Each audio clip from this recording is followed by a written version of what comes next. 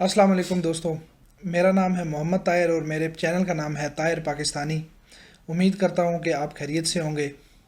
जैसा कि आज का टॉपिक है कि क्या हमें दुबई बाइक राइडिंग में जाना चाहिए या नहीं, या जिन लोगों ने अप्लाई किया हुआ है या जो लोग दुबई में इस वक्त मौजूद हैं उनके क्या हालात और सिचुएशन है।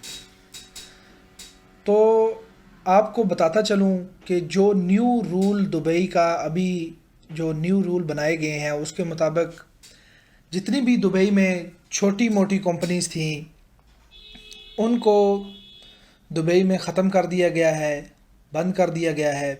जिनके पास 5 राइडर 10 राइडर या 15-20 राइडर थे, छोटी मोटी जो कंपनीज थी वो बंद हो गई हैं। सिर्फ बड़ी बड़ी कंपनीज जिनके पास सैकड़ों की तादाद में बाइकर्स मौजूद थे उनको रखा गया है, वो फ़िलहाल उसी तरह चल रही हैं।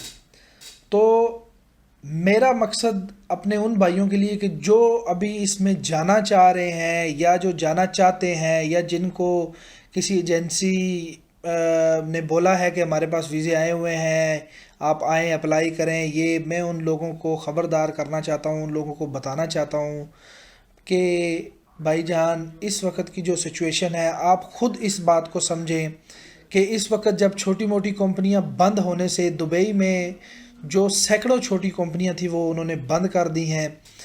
उसके बाद बंद होने के बाद वो जो जितने भी बाइक राइडर 5 की तादाद 10 की तादाद जो हज़ारों वहाँ पे लोग ऑलरेडी वहाँ पे मौजूद हैं उनके लिए प्रॉब्लम अभी बनी हुई है।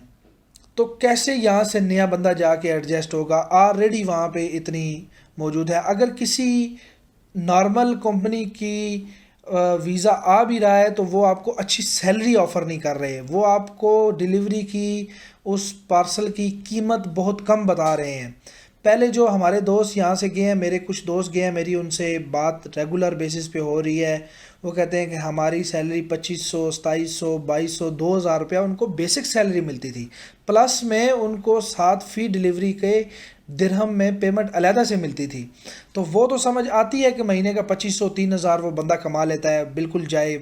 और एक और बात मैं यहाँ पे आपको बता दूँ कि बाइक राइडिंग इतना आसान काम नहीं है। वहाँ पे 40-50 अगर जो है वो गर्मी होती है, 40-50 सेंटीग्रेड की गर्मी होती है, तो वो एक नॉर्मल काम नहीं है। बड़ी मुश्किल से ये लोग काम करते हैं। अगर किसी बंदे ने जाना है तो अगर किसी बहुत ज़्यादा अच्छी कंपनी का वीज़ा है तो फिर तो ठीक है, जहाँ पे उसका ऑलरेडी भाई कज़न वगैरह है वो उससे मालूमात लेकर सोच समझ कर फ़ैसला करके जाए। वरना जो अननोन कंपनियां, जो छोटी मोटी कंपनी का अगर किसी के पास वीज़ा है और वो आपको लेके जा रहे हैं तो बराए मेहरबानी उसमें ना जाएं। उसमें आपका नुकसान होगा, आपके लाखों रुपए बर्बाद हो जाएंगे। क्योंकि अगर छोटी मोटी कंपनी जो वही वहाँ से बंदे हायर कर रही हैं कि जिनमें वहाँ पे ऑलरेडी दुबई में बैठे हुए लोग उन कंपनीज में नहीं जाना चाहते क्योंकि वो बेसिक सैलरी नहीं दे रही और आपको फिर डिलीवरी की पेमेंट बहुत कम वो दे रहे हैं। तो ये वही कंपनी है कि जिनको वहाँ से बंदे नहीं मिल रही, यहाँ से फ्रेशर उठा लेते हैं। तो फ्रेशर तो बंदा कहता है जी यहाँ से आपको वो तनख्वाह भी बताएंगे, इतने दिरहम बड़े सुहाने ख्वाब आपको एजेंट बताएंगे, लेकिन वहाँ पे जाके फिर आप पैसे भी लाखों रुपए लगा चुके होंगे और आपकी मजबूरी होगी उनके साथ साल 2 साल काम करना। तो इसलिए मेरे भाई, न्यू जाने वाले भाई जो बाइक राइडिंग में जा रहे हैं, खुदारा अभी सब्र कर जाएं, हालात संभलने दें। हाँ, एक और यहाँ पे आपको बात बताना चाहूँ कि अगर आप दुबई को छोड़ के कतर वगैरह, बहरीन वगैरह या किसी दूसरे मुल्क में जाते हैं तो उसका मैं नहीं कह सकता। वहाँ पे भी मैंने कुछ दोस्तों से मेरी बात हुई है कि दुबई क्योंकि हर बंदे की एक्सेस में है, वहाँ से बहुत ज़्यादा वीज़ाज आते हैं तो बहुत ज़्यादा लोग वहाँ पे गए हैं।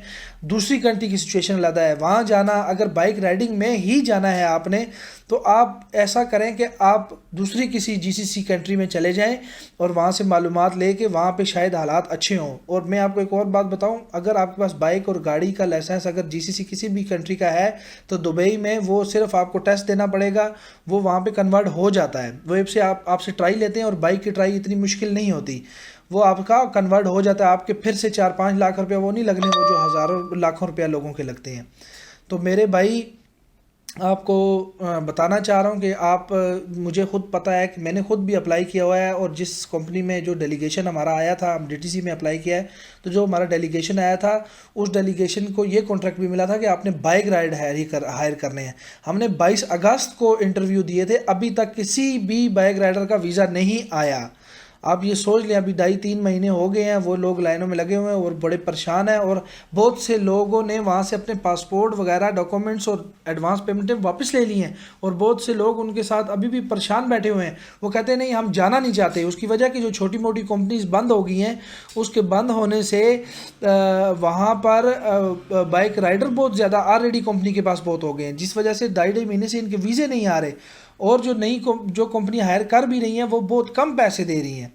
تو میرے بھائی یہ جانے سے پہلے بائک رائڈنگ میں اگر دبئی آپ ایز اے بائک رائڈر طلبات کسی بھی اس میں جا رہے ہیں تو پہلے سے سوچ سمجھ لیں۔